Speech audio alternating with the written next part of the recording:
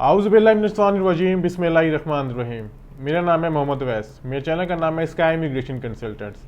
इस वक्त मेरी वीडियो देख रहे हैं मेरे YouTube channel sky immigration consultants और मेरे Facebook page sky immigration consultants पे। यूके विजिट वीज़ा, यूके वीज़े के चांसेस कितने होंगे, प्रोसेसिंग टाइम कितना होगा और किस तरह हम लोग यकीनन एक यूके का वीज़ा हासिल कर सकते हैं। जो हम लोग कुछ गलतियां करते हैं वो तो एक अलग चीज़ है, लेकिन हम उनके बावजूद भी अगर वीज़ा हासिल करना चाहते हैं तो उसके लिए किस तरह करना पड़ेगा मैं आपको इस वीडियो में समझाने की कोशिश करूंगा। बताऊंगा कि हमारे जो कल दो वीज़े कल, एक वीज़ा हमारा आज ग्रांट हुआ, वो किस तरह ग्रांट हुआ, क्या हमने किया था, जिसमें से कुछ चीज़ें उनकी टिपिकल थी, टिपिकल साथ मेरी बड़ी ट्रांजेक्शन्स थी। मेरे एक बहुत अच्छे दोस्त हैं जेलम से, पंजाब पुलिस में होते हैं, उनका एक वीज़ा ग्रांट हुआ। तो ये वीडियो शायद ये भी कैसे मैं उनके लिए बना रहा हूँ क्योंकि उनका जो कवरिंग लेटर था उस पर हमने डिटेलिंग की, वो साथ बैठे एक एक चीज़ उन्होंने बताई समझाई, हमने उसके मुताबिक हमने टीम वर्क किया, सारा कुछ किया। आप जब भी वीज़ा अप्लाई करें तो उसके लिए आपको कवरिंग लेटर कैसे लिखना पड़ेगा मैं आपको बताऊंगा आगे चल के, लेकिन मैं आपको अभी बता रहा हूँ कि यूके वीज़ा के चांसेस कितने हैं। देखें, यूके वीज़ा चांसेस को मतलब ये कहता है ना कि अगर 5 वीज़ा रिफ्यूज़ होगा तो चांसेस वीज़ा रेशो नहीं, ऐसा नहीं है। यूके वीज़ा देता है, धगाधक देता है, इसमें कोई दूसरी राय नहीं है, लेकिन वो वीज़ा सबको नहीं देता। वो वीज़े उन लोगों को देता है जो समझता है कि जेन्युइन है, इनके डॉक्यूमेंट्स जेन्युइन है, इनका पर्पस ऑफ ट्रैवल क्लियर है, इनकी जो डिटेलिंग है वो क्लियर है। अब आप ये नहीं कह सकते कि अगर आपके अकाउंट में 1 करोड़ पे पड़ा हुआ है, 10 साल से पड़ा हुआ है, 1 साल से पड़ा हुआ है, वो आपको वीज़ा देगा? कभी नहीं देगा। उसे पता है इस बंदे का सोर्स ऑफ इनकम ही नहीं है, इसको कहीं से पैसे मिल गए 1 करोड़ पे, इसने फिक्स करा दिए, वहाँ से बैठ के खा रहा है, तो ऑब्वियसली आ जाएगा, वहाँ जाके भी स्किप हो जाएगा। आपको बेशक आपके अकाउंट में 10 लाख रुपए, लेकिन आपकी ट्रांजेक्शन्स डेली हो रही हैं, वीकली हो रही है, मंथली हो रही है, आपकी सैलरी आ रही है, आपका बिजनेस, तो कहेगा यार वाकई जेन्युइन विजिटर है। ठीक है, तो ये होता है, आपको समझ कर लें कि वीज़ा की रेशियो कैसी, ये बात ये क्लियर होगी।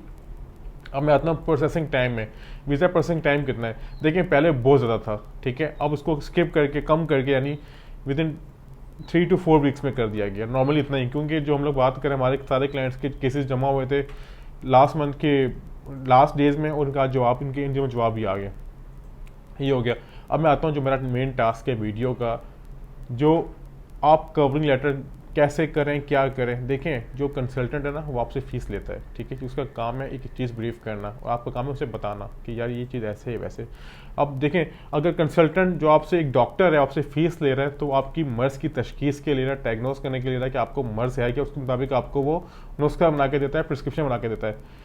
अगर डॉक्टर के पास जाके उसको फीस, अगर डॉक्टर काम नहीं कर सके तो अपना खुद भी जाके मोहल्ले के किसी बंदे के पास जाके अपनी बड़ों से मशवरा करके आप वही मेडिसिन ले सकते हैं, लेकिन डॉक्टर आपको गाइड करते हैं। इसी तरह कंसल्टेंट का काम ये होता है कि आपसे फीस ले रहा है वो आपको प्रॉपर्ली उसमें चीज़ बताए, चीज़ ऐसे होगी वैसे होगी, आपको पूरा डिटेलिंग बताए। अब हम लोग क्या करते हैं, हम लोग ये करते हैं कि हम लोग उसमें स्टेप बाय स्टेप आते हैं। मैं कौन हूँ, कहाँ से हूँ, क्यों हूँ, क्या करता हूँ, कहाँ जा रहा हूँ, क्यों जा रहा हूँ, कब आऊँगा, क्यों आऊँगा, वापस क्या आऊँ, क्यों आऊँगा, गारंटी क्या, मेरी सर्कमस्टेंस क्या है, टाइस क्या है, मेरी जॉब क्या है, मेरा बिजनेस क्या है, मेरे अकाउंट में पैसे कितने हैं, मेरे अकाउंट में सैलरी मेरी 1 लाख है, मेरे 10 लाख अकाउंट में कहाँ से आए, ये क्या हुआ, मैं पहले कहाँ गया था, मैं वीज़ा क्यों अप्लाई कर रहा हूँ, मैं वहाँ जाके क्या रहूँगा, मैं कितना एक्सपेंस करूँ। यानी आपने उसमें अपने एक एक चीज़ डिटेल बतानी होती है। लेकिन जो कवरिंग लेटर होता है उसमें मेन चीज़ क्या होती है, वो चीज़ ये होती है कि आपकी बैंक स्टेटमेंट है या फिर आपका कोई ऐसी चीज़ है जो कॉन्फिडेंशियल तो मैं नहीं कहूँगा, जो चीज़ ऐसी है कि आपको डाउटफुल है कि यार ये चीज़ ऐसी है कि वीज़ा ऑफिसर्स पे मेरा वीज़ा रिफ्यूज़ कर सकता है, क्योंकि उसको मैंने बात समझाई नहीं है, मेरे पास ऑप्शन नहीं है वीज़ा एप्लीकेशन फॉर्म में चीज़ समझाने का, तो वो चीज़ आप उसको डिटेल में visa request letter, visa covering letter पे बताएं, समझाएं। सर ये चीज़ ऐसे है, ये पैसे यहाँ से आ रहे हैं, मैं वापस इसलिए आऊँगा कि मेरा बिजनेस है, सर मैं वापस इसलिए आऊँगा मेरी छोटी बेटी है, सर मैं वापस इसलिए आऊँगा मेरे पेरेंट्स हैं, सर मैं वापस इसलिए आऊँगा मेरी 4 बहनें उनकी शादी नहीं हुई, जो भी आपके सर मैं इसलिए आऊँगा मेरी प्रॉपर्टी में रेंट पे दी हुई है, कुछ भी जो आपके सर्कमस्टेंस स्ट्रॉन्ग करते हैं वो आप समझाएं।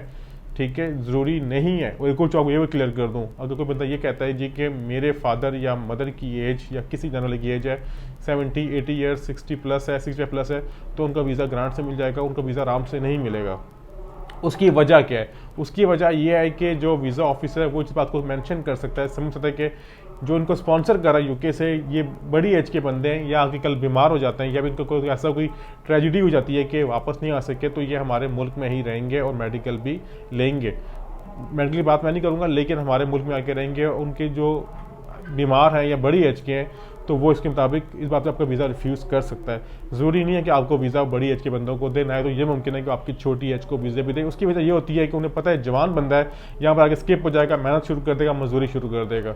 ठीक है, मेन चीज़ आपके सर्कमस्टेंस, आपके जितने स्ट्रांग होंगे, आपके टाइप जितने स्ट्रांग होंगे, आपके वीज़ा के उतने चांसेस ज़्यादा होंगे। और एक दफ़ा मैं फिर मुबारकबाद दूंगा जिनके वीज़े हमारे ऑफिस से ग्रांट हुए हैं, उनको बहुत मुबारक हो। और दोबारा आपसे मुलाकात होगी कुछ नई वीडियो के साथ, कुछ नई मालूमात के साथ बहुत जल्द। खुदा हाफिज़।